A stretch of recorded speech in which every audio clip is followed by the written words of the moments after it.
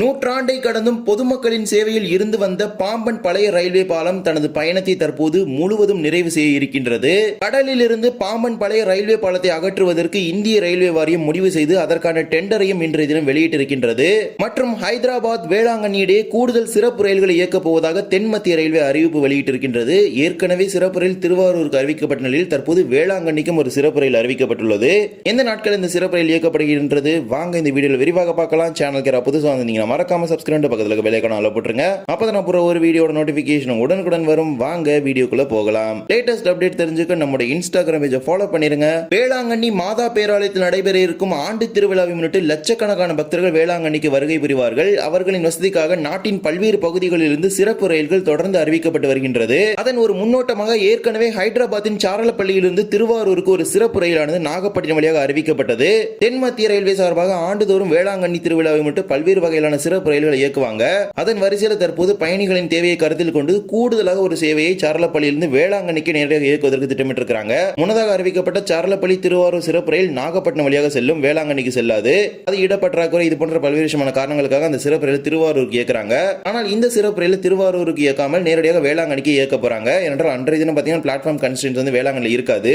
Train number 07093 Charlapalli Velankanni special. மொத்தமாகவே ஒரு சேவை மட்டுமே இந்த சிறப்பு ரயில் இரு மார்க்கத்திலும் இயக்கப்பட இருக்கின்றது. அதன்படி சாரலப்பள்ளியில் இருந்து வருகின்ற செப்டம்பர் 4 வியாழன்கிழமை காலை 8:10 மணிக்கு சாரலப்பள்ளியில் புறப்படக்கூடிய சிறப்பு ரயிலானது வேளாங்கண்ணிக்கு மறுநாள் வெள்ளிக்கிழமை காலை 10:10 மணிக்கு வந்து சேரும். மறு மார்க்கத்தில் வேளாங்கண்ணியிலிருந்து செப்டம்பர் 5 இரவு 11:30 மணிக்கு வேளாங்கண்ணியில் புறப்படக்கூடிய சிறப்பு ரயில் சாரலப்பள்ளிக்கு ரயில் புறப்பட்ட 3வது நாள் அதிகாலை 1:30 மணிக்கு சென்று சேரும். இந்த சிறப்பு ரயிலில் AC 2 tier, AC 3 tier, sleeper, unreserved என அனைத்து வகையிலான பெட்டிகளுமே இருக்கின்றது.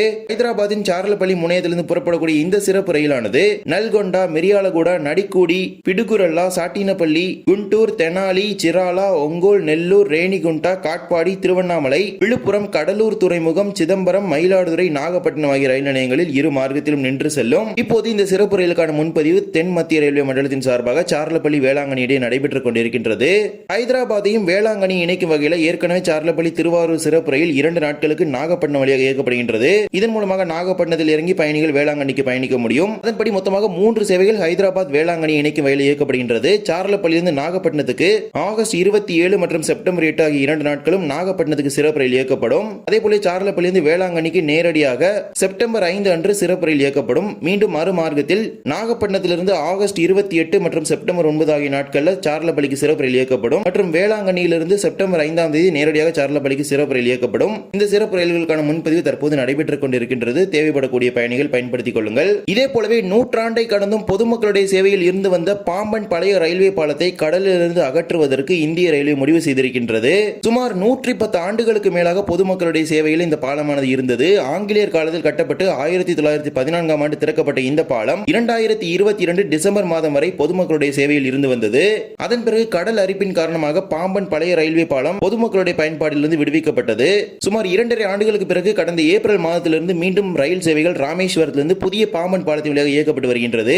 இந்தியாவின் முதல் செங்குத்து ரயில்வே தூக்கு பாலமான பாம்பன் பாலம் தற்போது கட்டமைக்கப்பட்டு முழு அளவிலான ரயில் போக்குவரத்து நடைபெற்று வரும் நிலையில் தற்போது பழைய ரயில்வே பாலத்தை அகற்றுவதற்கு முடிவு செய்திருக்கிறாங்க. இதற்கான முக்கியமான காரணம் கடல் பகுதியில் கப்பல் கடந்து செல்ல வேண்டும் என்கிற ஒரு முக்கியமான காரணம் தான். நூற்றாண்டை கடந்தும் கம்பீரமாக இருக்கும் இந்த பாலம் தற்போது அகற்றப்படுவதன் மூலமாக இந்த கடல் பகுதியின் வழியாக கப்பல்கள் எளிதாக கடந்து செல்ல முடியும். ஏனென்றால் புதிய பாம்பன் பாலம் தானியங்கி முறையில் லிப்டிங் வசதியில் மேலே தூக்கப்பட்டு கப்பல்கள் கடந்து செல்வதற்கு வழிவிடும். அதே பழைய பாலத்தை பொறுத்த வரைக்கும் ஃபுல்லி மேனடு தான். ஒவ்வொரு முறையும் கப்பல் செல்லும் பொழுது இந்த பாலத்தை திறப்பது என்பது இனிமேல் சாத்தியமில்லாத ஒன்று என ஏற்கனவே தெற்கு ரயில்வேயோட பொது மேலாளர் அவர்களுமே ராமேஸ்வரம் பாம்பன் பாலம் திறப்புக்கு முன்னாடி வந்தபோது தெரிவிச்சிருந்தாரு.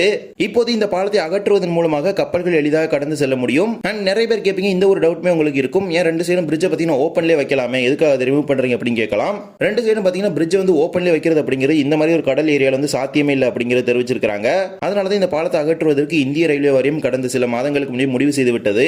தற்போது அதற்கான டெண்டரையுமே வெளியிட்டிருக்கிறாங்க. மண்டபம் மற்றும் பாம்பன் நிலையங்களுக்கு இடையே உள்ள இந்த பாம்பன் கடல்வழி பாலத்தை 2,81,00,000 ரூபாய் மதிப்பீட்டில் அகற்றுவதற்கு முடிவு செய்திருக்கிறாங்க. கடல் பகுதியில் அதுவும் கடலுக்கு நடுவில் இருக்கக்கூடிய இந்த பாலத்தை அகற்றுவது என்பது சாதாரணமான விஷயம் கிடையாது. அதற்கு பல மாதங்கள் தேவைப்படும். ஒவ்வொரு பாகங்களாக அகற்றி தான் இந்த பாலத்தை வந்து முழு அளவில் எடுப்பாங்க. அதன் பிறகு இந்த பாலத்தை எங்கு காட்சிக்கு வைக்க போறாங்களா அல்லது வேற எதுவும் செய்ய போறாங்களா அப்படிங்கிறது தெரியல. அப்படி இது ஒரு நினைவு சின்னமாக மாற்றி அமைப்பதற்கு தான் அதிக அளவிலான வாய்ப்புகள் இருக்கின்றது. ஏதேனும் ஒரு பகுதிகளை கொண்டு இதை காட்சிப்படுத்துவாங்க. நூற்றாண்டை கடந்தும் பொதுமக்களுடைய சேவையில் இருந்து வந்த இந்த பாலத்தை பற்றி உங்களுடைய உங்களுடைய கருத்துக்களை கமெண்ட் செக்ஷன்ல சொல்லிட்டு போங்க. இதுல பயணித்த உங்களுடைய பயண அனுபவங்களை மறக்காம கமெண்ட் செக்ஷன்ல சொல்லிருங்க. இந்த பாம்பன் பழைய ரயில்வே பாலத்தை மிக விரைவில் கடலிலிருந்து அகற்ற இருக்கிறாங்க. இந்த ஒரு வீடியோல இந்த வீடியோ பிடிச்சிருந்தா மறக்காம like and share and subscribe பக்கத்துல இருக்க பெல் ஐகானை போட்டுருங்க. அப்பதான் நான் போற ஒரு வீடியோட நோட்டிபிகேஷன் உடனுக்குடன் வரும். இன்னொரு வீடியோ சந்திக்கலாம். தேங்க்ஸ் ஃபார் வாட்சிங்.